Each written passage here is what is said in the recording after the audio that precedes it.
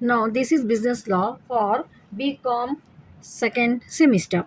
I am discussing 2021 and 22 important questions. Osmania University 2021-22 question papers are there. No, that answers I am discussing today. These are very important. You can easily attempt the short questions. So let's start it. Now, first one is we have consideration. Consideration means something of value exchange in a contract. Business law में अपने को first valid contract का feature क्या है, अपने को यहाँ पर कंसिडरेशन रहना, समथिंग इन रिटर्न। मतलब जब कॉन्ट्रैक्ट में दो पार्टीज एंटर होते हैं तो उस एक्सचेंज में कुछ ना कुछ अपने को यहाँ पर रहना, ठीक है। So something of value exchange in a contract, उसको अपन कंसिडरेशन बोलते हैं। कैन बी मनी भी हो सकता है, वो सर्विस भी और एन ऑब्जेक्ट भी। Can be money and service, आप एक डॉक्टर के या लॉयर के ऊपर आप उनकी सर्विस ले रहे हैं, आप रिटर्न में आप उनको अमाउंट पे कर रहे हैं, ठीक है। आप एक डॉक्टर के पास जा रहे हैं, कंसल्ट कर रहे हैं। So what will happen there, you are paying the money, आप पैसे दे रहे हैं, and in return what you are getting, service you are getting, ठीक है। तो यहाँ पर पैसे भी हो सकते हैं, सर्विस भी और ऑब्जेक्ट भी हो सकती है। Consideration must be lawful and real रहना, और जो भी अपन कंसिडरेशन यहाँ पर रहता इन रिटर्न, जो भी दो पार्टी के बीच में जो रहता ना, वो जो है सो चीज़ कैसी रहना, कंसिडरेशन लॉफुल रहना, ठीक है, और रियल रहना। Essential for a valid contract, और कंसिडरेशन एक वैलिड कॉन्ट्रैक्ट का बहुत एसेंशियल एलिमेंट है ये भी एक। Consideration can move from promisee और थर्ड पार्टी, कंसिडरेशन प्रोमिसी और थर्ड पार्टी, प्रोमिसी जो रहता है ना उसके पास से भी कंसिडरेशन मूव हो सकता है। Past condition is valid in India, no consideration no contract, exception apply. कभी कभी क्या होता है, कंसिडरेशन नहीं है, नो कंसिडरेशन नो कॉन्ट्रैक्ट, ये एक्सेप्शन जो है सो रहता। Must be at the desire of the promisor, promisor जो डिजायर करे ना, जब भी कंसिडरेशन फिक्स होता वही कंसिडरेशन वैलिड रहता। For example A offer B to sell his car for ₹50,000, A जो है सो ऑफर करे बी को उनकी कार 50,000 में बेचना है बोल के। तो 50,000 क्या हो रही है, 50,000 कौन फिक्स कर रही है अमाउंट, 50,000 ए, ठीक है। ए जो है सो यहाँ पर ए ड्रॉर है, मतलब एक पार्टी है, पे कर रहे, प्रॉमिसर है, और बी जो है सो क्या बोल रहे हैं, मैं 40,000 में कार लेता हूँ बोल के बोल रहा हूँ ना। तो यहाँ पर बी की तरफ से जो अमाउंट फिक्स हो रहा है ये कंसिडरेशन नहीं होता। कंसिडरेशन का अमाउंट क्या रहता, कभी भी फिक्स बाय द प्रॉमिसर, ठीक है। Must be at the Dzire, इनकी जो डिजायर है जितने में इन्होंने बेचना चाह रहे वो अमाउंट ही जो है सो यहाँ पर फिक्स होता। समझ में आ रहा ना। Now next we have question, forcing someone to enter into a contract, contract में एंटर होने के लिए जो डराऊ धमका के जो एंटर करते ना उसको फोर्स करके वो वैसे कॉन्ट्रैक्ट को एंटर करने में अपने को वो टर्म जो यूज होता है उसको बोलते हैं अपन कोएर्शन। इंक्लूड्स थ्रेट और अनलॉफुल एक्ट्स रहता है यहाँ पर। ये जो so defined under section 15 of Indian contract में एक्ट में है कि कोएर्शन नहीं रहना, मेक्स द कॉन्ट्रैक्ट वॉइडेबल हो जाता। फॉर एग्जांपल कोएर्शन बोले तो यहाँ पर एक वाइफ, एक हस्बैंड और वाइफ रहते, हस्बैंड की डेथ हो जाती, ठीक है।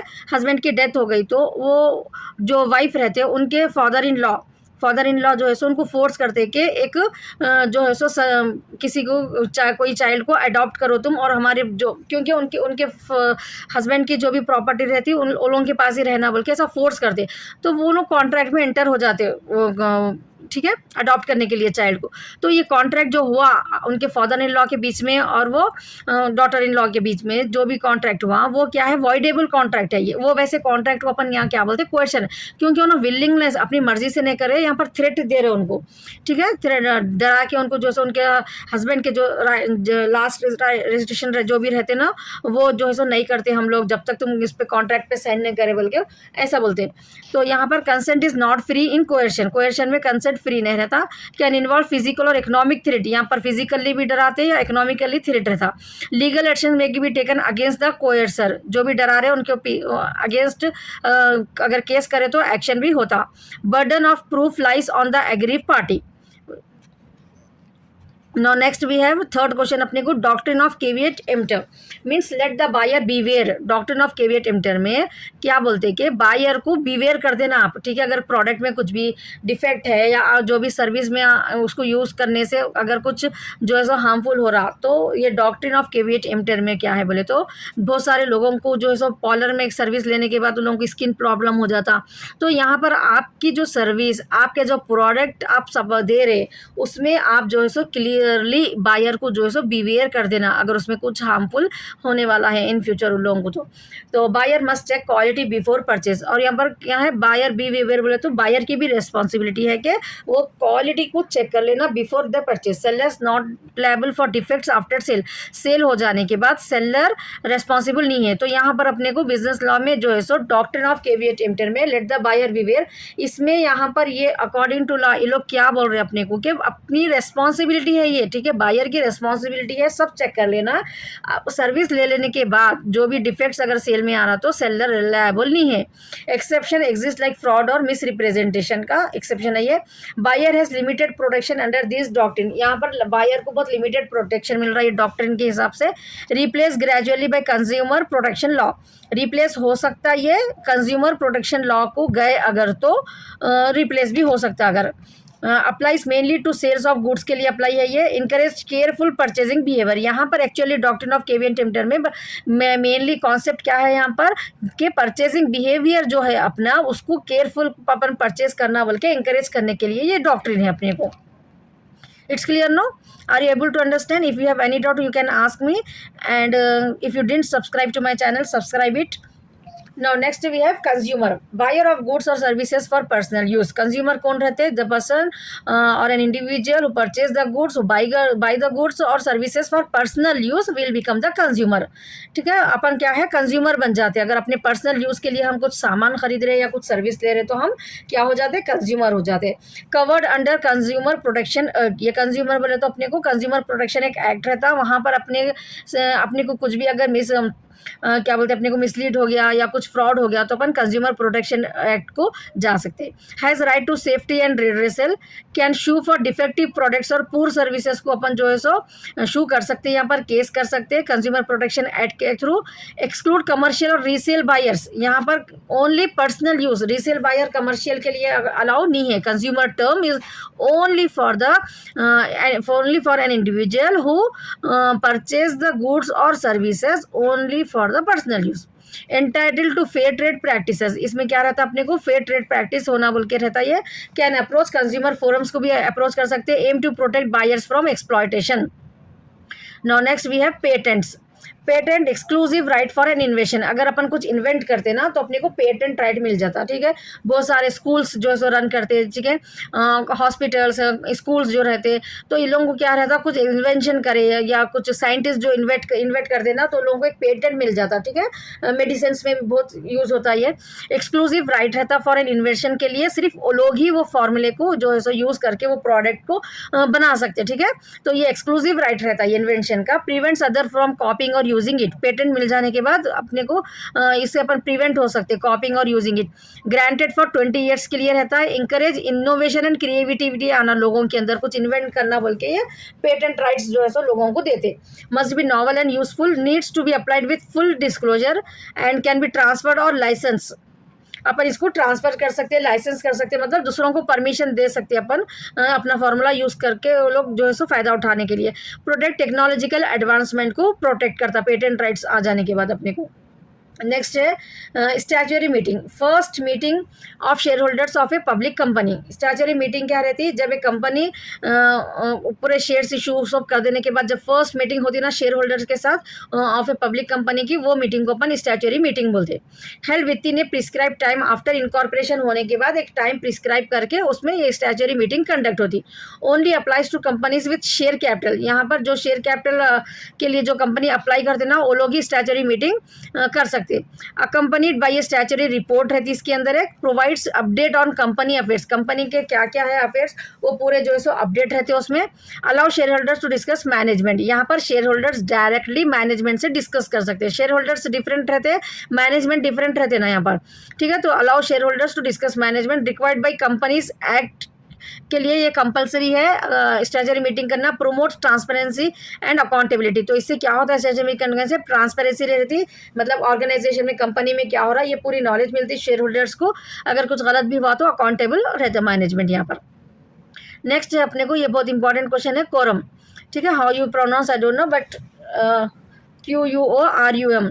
ठीक है। Minimum members needed for a valid meeting, ये भी एक तरह की मीटिंग रहती है। Quorum is nothing but it is a meeting, ठीक है, एक टाइप की मीटिंग है ये। इसमें मिनिमम मेंबर्स की ज़रूरत रहती है फॉर ए वैलिड मीटिंग होना, तो without it meeting is valid.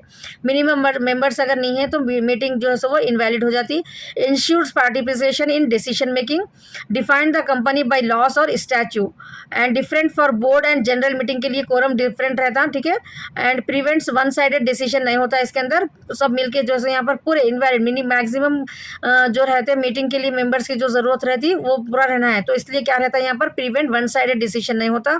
Check before proceeding with business, before proceeding with business होने से पहले ये देख लेते quorum meeting adjourn if quorum not met. Quorum बोले तो मिनिमम नंबर ऑफ मेंबर्स अगर नहीं है तो मीटिंग जो है सो कैंसिल भी हो सकती है, पोस्टपोन भी हो सकती है यहाँ पर। नेक्स्ट क्वेश्चन है अपने को, winding up of a company, process of closing a company's operation. Winding मतलब बंद हो जाना है, कंपनी को बंद हो जाने के लिए क्या रहता है, ये एक प्रोसेस रहता है closing a company's operation. Assets are liquidated to pay off debts, assets को क्या करते हैं यहाँ पर लिक्विडेट कर देते, ठीक है, लिक्विडेट कर देते मतलब बेच देते मार्केट में, क्या के लिए, to pay of the debts, company को जो भी कर्जा रहता है वो कर्जे को पे ऑफ करने के लिए एसेट्स को लिक्विडेट कर देते। Can be voluntary winding up भी रहती है या ट्रिब्यूनल ऑर्डर से भी जो है सो वाइंडिंग अप करना पड़ता कभी कभी कंपनीज को। क्रेडिटर्स और कंपनी में इनिशिएटेड, क्रेडिटर्स भी स्टार्ट कर सकते हैं, ये कंपनी भी जो सो खुद से जो है सो ये वाइंडिंग करने के लिए आ जाते। Liquidator handle the winding up process, ये पूरा कौन करते हैं, एक लिक्विडेटर एक पर्सन को अपॉइंट करते हैं यहाँ पर, उन्होंने पूरा ये प्रोसेस को हैंडल करता है, एसेट्स कितने हैं लायबिलिटीज कितने हैं देख के पूरा जो है सो यहाँ पर एक रिपोर्ट सबमिट करता है वाइंडिंग अप की। Ends the companies legal existence, यहाँ पर कंपनी का जो लीगल एग्जिस्टेंस है वो वाइंडिंग अप होने से खत्म हो जाता। Share holders receive surplus after liabilities, अब पूरा जितने भी एसेट्स है, सपोज एसेट्स उन लोगों के 1 करोड़ थे, अब जो भी लायबिलिटी थे उन लोगों के, मतलब लोग दूसरों को जो देने का था उसमें का 50% था, वो देने के बाद जो भी 50% बढ़ जाता वो शेयर होल्डर्स को अमाउंट रिसीव हो जाता। रेगुलेटेड अंडर कंपनीज एक्ट के हिसाब से ये वाइंडिंग प्रोसेस चलता। So this are the points, if you write that is sufficient for you to get the 4 marks. Now next we will see next question we have unenforceable contract, a contract that cannot be enforced by law। Unenforceable contract क्या है, ये contract जो भी होता है ना parties के बीच में, जो लॉ के सामने इन्फोर्स नहीं कर सकते, मतलब अपन एक पार्टी दूसरी पार्टी के अगेंस्ट केस नहीं कर सकते, वो कॉन्ट्रैक्ट को अनइन्फोर्सेबल कॉन्ट्रैक्ट बोलते हैं। It may be valid but lakhs legal remedy, valid रहता लेकिन फिर भी कुछ लीगल रेमेडी उसमें लैक रहने की वजह से वो कॉन्ट्रैक्ट अनइन्फोर्सेबल कॉन्ट्रैक्ट बन जाता। Common in cases lacking proper documentation, जहाँ पर नहीं रहते वैसे केसेस में एक्चुअली ये कॉन्ट्रैक्ट जो है सो वैलिड कॉन्ट्रैक्ट भी रहने के बावजूद भी वो क्या है अनएन्फोर्सेबल कॉन्ट्रैक्ट बनता। Arises due to technical defects की वजह से होता। Can not be enforce even if both parties agree, दोनों पार्टी अगर एग्री भी है लेकिन वो कॉन्ट्रैक्ट जो है सो इन्फोर्स नहीं होता। Often link to contract required to be in writing, जो कॉन्ट्रैक्ट्स राइटिंग में रहते हैं ना ऑफन, वो कॉन्ट्रैक्ट्स में ज़्यादातर ये होता। Examples include contracts barred by the statute of limitation, जो भी अपने को रूल्स रेगुलेशंस जो रहते हैं ना, ठीक है, कंज्यूमर एक्ट जैसा रहते, कंपनीज एक्ट, ये जो है सो अपने को उसके आगे मतलब उसके लिमिटेशंस को क्रॉस करके अगर कुछ कॉन्ट्रैक्ट एंटर करे, even both parties are agreed for that, फिर भी कॉन्ट्रैक्ट इन्फोर्सेबल नहीं होता। No court will offer remedy for breach, ये इसमें कुछ अगर रेमेडी हो गई मतलब ब्रीच हो गया कॉन्ट्रैक्ट का, तो जो भी रेमेडी रहती ना वो ऑफर कोई भी नहीं करते। No court will offer remedy for breach, एक पार्टी अगर एग्री नहीं हुई वो दूसरी पार्टी को अगर कुछ भी पेमेंट करने में उसमें, तो यहाँ पर कौन से भी कोर्ट रेमेडी फॉर ब्रीच उनको नहीं दिला सकता अगर वो कॉन्ट्रैक्ट अनएन्फोर्सेबल कॉन्ट्रैक्ट अगर है तो।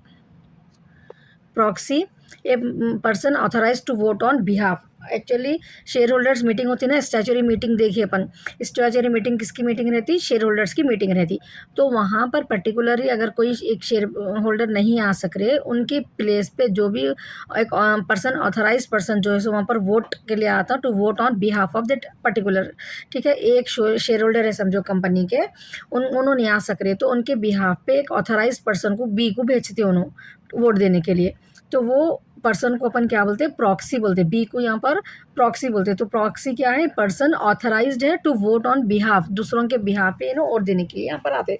Common in share holder meeting में एक एक्चुअली होता ही है। अपॉइंटेड इन राइटिंग, प्रॉक्सी को अपॉइंट करना है तो राइटिंग में रहना रहता पूरा, वो कैन बी जनरल और स्पेसिफिक हो सकता। हेल्प्स एब्सेंटी मेंबर्स पार्टिसिपेट, ये क्या है, कोई मेंबर अगर एब्सेंट हो रहे हैं एब्सेंटी तो वो मेंबर्स के पार्टिसिपेट पे एक प्रॉक्सी आते हैं। Can be revoked any time, does not need to be a member, मेंबरिज होना बोल के ज़रूरी नहीं रहता, उनके बिहाफ पे कोई और को भी उन्हें अपॉइंट कर सकते। Govern by company law provisions में ये रूल है, ठीक है। प्रॉक्सी को यहाँ पर एक अपन शेयर होल्डर की जगह पे बुला सकते हैं मीटिंग में वोट देने के लिए। This answer just I am giving you idea, ठीक है, आपको कैसा लिखना है, किस बारे में रहता है ये टॉपिक को, इसको और एलॉबरेट करके आपको 4 मार्क्स के लिए इतना आंसर सफिशिएंट नहीं है, ठीक है। इसमें आप जो भी पॉइंट्स आ रहे हैं जैसे कि स्टैच्यू मीटिंग उसके पॉइंट को ऐड करके और जो है सो आप जो है सो आंसर को बढ़ा के लिखने का रहता है। These are the points you have to cover first, ये मेन है, ठीक है। उसके बाद आप और जो है सो हाफ पेज कंक्लूजन ऐसा कुछ ऐड करके आप आंसर को 1.5 पेज जो है सो आपको लिखने का रहता है एग्जाम में।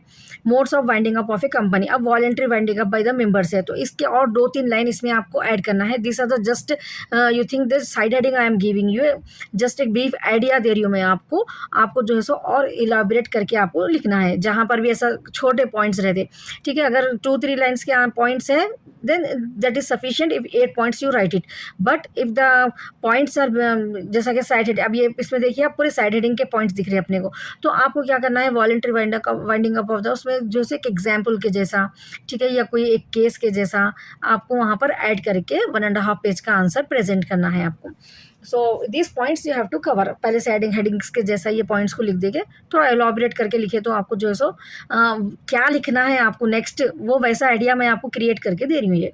सो modes of winding up of a company, if you like my method of teaching and if you are what you call are you able to understand, then please comment me and don't forget to subscribe my channel.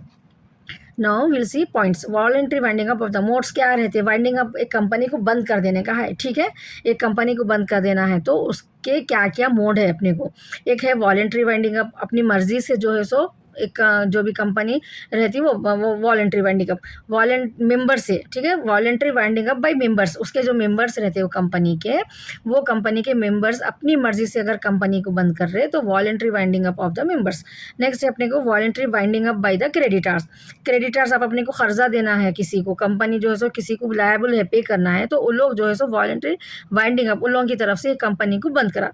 Compulsory winding up by the tribunal जैसे organisation रहती है जो ये पूरा company को देखते हो लोग, तो लोग देख रहे हैं अगर ये कंपनी इलीगल चल रही है, ठीक है, जो सोसाइटी को हार्मफुल प्रोडक्ट्स सप्लाई कर रहे हैं लोग, ऐसा कुछ दिख रहा तो ट्रिब्यूनल की तरफ से कंपल्सरी वाइंडिंग हो जाता कंपनी का। ट्रिगर्ड बाय इनएबिलिटी टू पे डेब्ट्स, अगर लोग के पास इतना एसेट्स नहीं है कि लोग को मतलब जो भी क्रेडिटर्स हो लोग को पेमेंट करने का, तो ट्रिगर्ड विथ इनएबिलिटी है अगर डेब्ट्स पे करने की, तो वहाँ पर भी ये भी एक मोड है वाइंडिंग अप करने का। डेब्टिज नहीं है लोगों को पे करने के लिए तो वहाँ पर भी लोग जो है सो कंपनी को वाइंड अप कर देते। Can result from special resolution pass करके भी वाइंडिंग अप होता। नेक्स्ट इनिशिएटेड बाय कंपनी और कॉन्ट्रीब्यूटर्स, अब इसको वाइंडिंग अप करने के लिए कंपनी या कॉन्ट्रीब्यूटर्स इनिशिएट करना। कोर्ट में अपॉइंट लिक्विडेटर, अब लास्ट में क्या रहता, कोर्ट वाइंडिंग अप करने के लिए कोर्ट एक लिक्विडेटर को अपॉइंट करते हैं। लिक्विडेटर जो है सो पूरा देखते हो एसेट्स कितने हैं, लायबिलिटीज कितने हैं, डिस्चार्ज करके जो भी सरप्लस आता है, लिक्विडेटर कमीशन भी रहता है यहाँ पर, ठीक है, 5% 10% अकॉर्डिंग टू कॉन्ट्रैक्ट कंपनी के और लिक्विडेटर के बीच में जो भी कॉन्ट्रैक्ट रहता है उसके बेसिस पे उनको कमीशन भी मिलता। The surplus amount will be given to the share holders. समझ में आ रहा, तो यहाँ पर लिक्विडेटर कौन है, अब एक वर्ड दिख रहा है आपको, उसको इलैबोरेट करके थोड़ा लिख के आंसर को आप बढ़ा सकते हैं। यहाँ पर assets are sold and liabilities settle, winding up company में क्या होता है, एसेट्स को पूरा सोल्ड कर देते, लायबिलिटीज को सेटल कर देते पूरे। We have sales versus agreement to sell, sale अलग रहता, एग्रीमेंट टू सेल अलग रहता, ठीक है।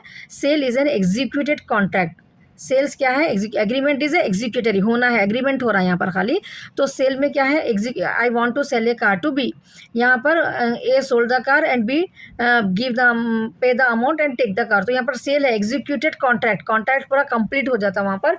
अब यहाँ पर a offer to sell his car to be, तो यहाँ पर क्या हो रहा है, खाली ऑफर कर रहे हैं, ठीक है। अभी एग्रीमेंट टू सेल हो रहा दोनों के बीच में, एग्जीक्यूटिव अभी होना है, इन्हों सेल करना है, उन्होंने परचेस करना है अभी।